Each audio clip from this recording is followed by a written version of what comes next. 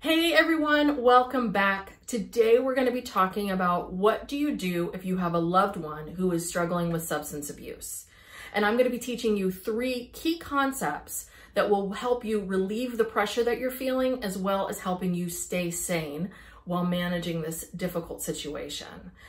So if you are a young person and you are wanting help, advice, guidance, all that good stuff, then you have come to the right place. I put out a video every single week to help you learn how to better manage adulthood. So subscribe today.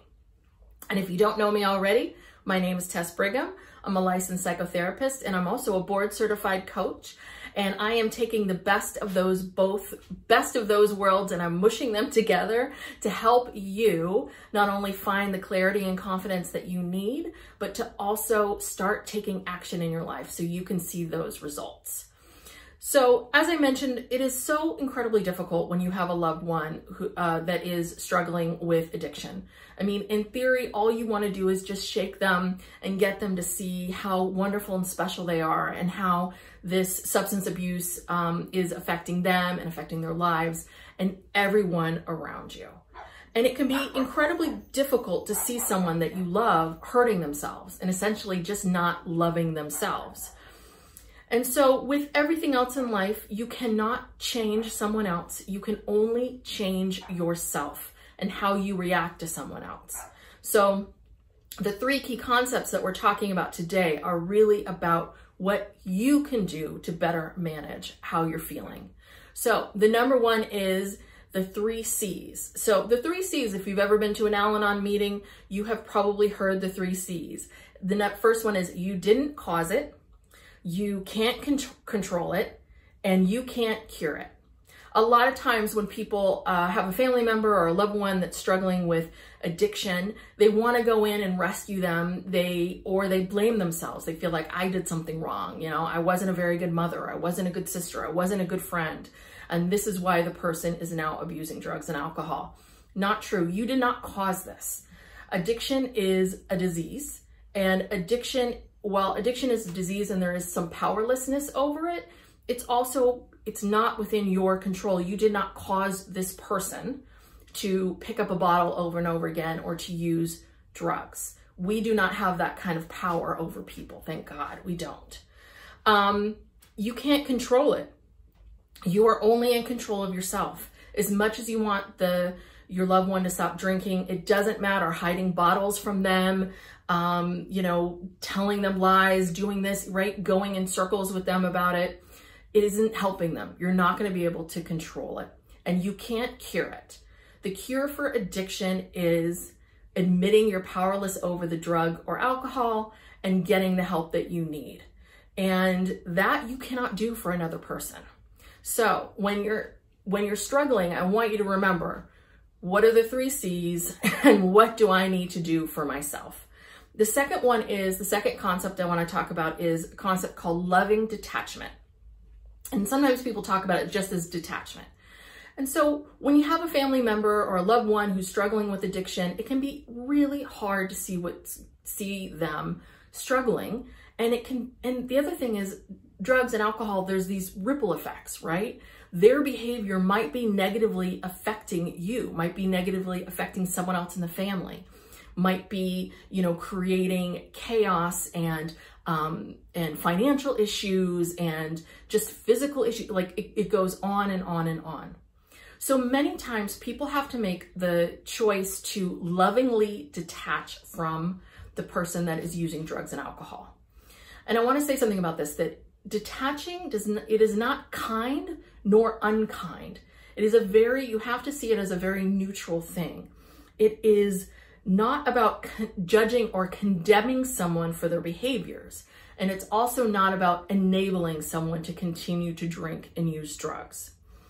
And what you're doing when you lovingly detach is you are very lovingly say, I am separating myself from the negative effects of your drinking and drug use. I am separating, you know, I'm not going to stop loving you, but I don't love the behavior and I don't love how it affects you and it affects me. So I'm going to stop supporting the behavior. And everybody, that looks a little bit different. You know, some of it is, I'm not going to be giving you money anymore that I know are just going to go to drugs. You know, I'm not going to allow you to stay in my home. I'm not going to allow you to drop by and be near my children.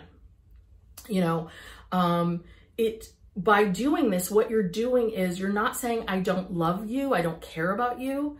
It's really about you saying, I love myself and I love the people in my life that negatively affecting. I love them too. And I don't love your behaviors. And it's the behaviors that you're exhibiting that I'm no longer going to support.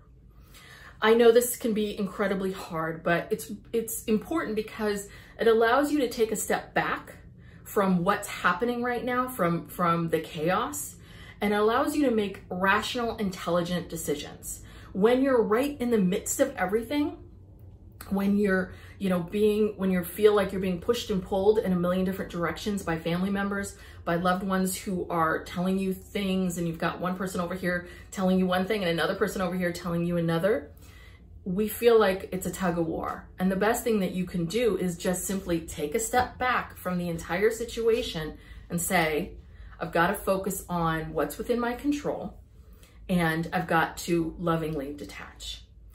And the third one is, it's at the end of the day, I've said this many times, which is you can't control the other person. So you can't make that person help themselves.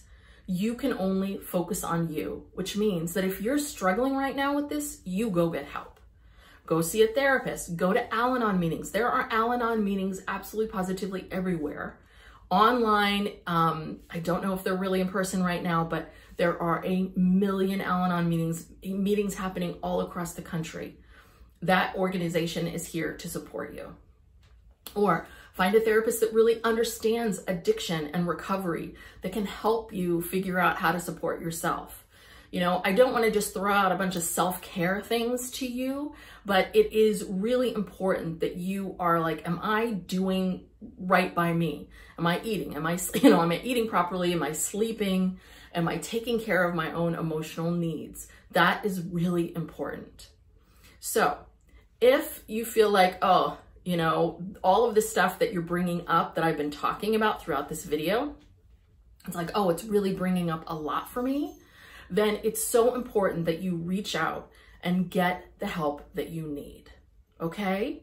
So if you are at this crossroads in your life right now and you feel like, maybe this isn't a particular issue that I struggle with, but I do want to be able to look at my life differently. I do want to, ask myself some big questions. I highly recommend you download my free handbook workbook called the Quarter Life Crisis Handbook. There's a link below for you to sign up. It's a great resource to help you better understand yourself, gain clarity, confidence, all that good stuff. If you like this video, please spread the word, share it with friends and family and anyone you think would benefit from it. Subscribe to my channel and like the video and comment below. All right, I will see you next time. Bye-bye.